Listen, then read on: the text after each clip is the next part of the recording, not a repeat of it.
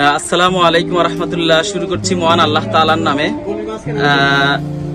আজকে একটা বিষয় নিয়ে আপনাদের সামনে আসছি, সেটা হচ্ছে আমাদেরই একজন প্রতিবেশী যাদের আয় হচ্ছে নিম্ন আয়ের মধ্যে, কিন্তু তার কিন্তু সামর্থ্য নাই যে 4-5 হাজার টাকা দিয়ে এক সেট বই কিনা।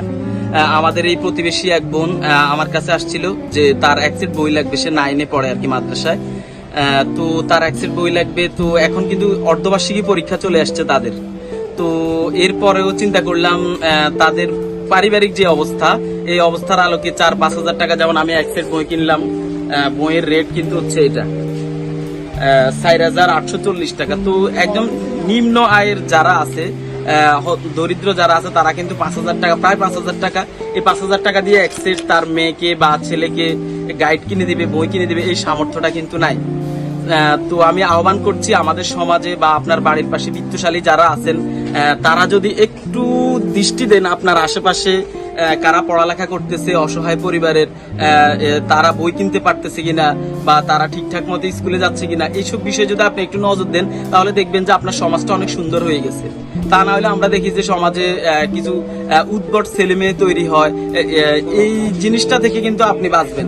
আর এটা আপনার একটা নৈতিক দায়িত্ব আপনি নিজে আপনার আছে। আপনি যদি এক সেট বই কিনে দেন, যেমন আমাদের এই যে আজকের এই যে যিনি বই, এখানে 2 জন ডোনেশন করছে, একজন হচ্ছে আমি আর একজন হচ্ছে আমাদের এক প্রবাসী ভাই।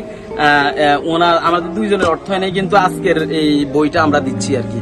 তো আমি আজকের এই ভিডিওতে সব যেটা বলতে চাই সেটা হচ্ছে আপনাদের আশেপাশে এরকম খোঁজ খবর নেবেন। অর্ধবার্ষিকী না, দেখা গেছে যে ফাইনাল পরীক্ষা চলে আসছে, এরপরেও কিন্তু তার বই কেনার সামর্থ্য নাই। এরকম দুর্ভাগ্য যাতে কারো না হয়, একটু আপনার আশেপাশে একটু খোঁজ খবর নেন। সব জায়গায় খোঁজ খবর নেওয়া লাগবে না, আপনার বাড়ির আশেপাশে খোঁজ খবর নেন, কে কি হাওলাতে আছে, কে বই কিনতে পারতেছে, পড়ালেখা করতে পারতেছে, এগুলো একটু খোঁজ খবর নিয়ে, যারা বই কিনতে পারতেছে না, আপনার অ্যাবিলিটি নাই, স্বাদ আছে কিন্তু সাধ্য নাই, আপনি একটু চেষ্টা করেন। যেমন আমি নিজে কিন্তু এই পুরো বই সেটটা কিনে দিই নাই, ঠিক আছে। আমি একজনকে বলছি যে আমি একটু শেয়ার করি, আপনি একটু শেয়ার করেন, 2 জনে মিলে তাকে একটা বই উপহার দিই। তো এইভাবেই যদি আমরা সবাই উপহার দিয়ে, আশা করি আমাদের সমাজটা সুন্দর হয়ে যাবে। আমি একটু অসুস্থ, আমার জন্য দোয়া করবেন, সবার জন্য দোয়া করবেন। আসসালামু আলাইকুম রাহমাতুল্লাহ।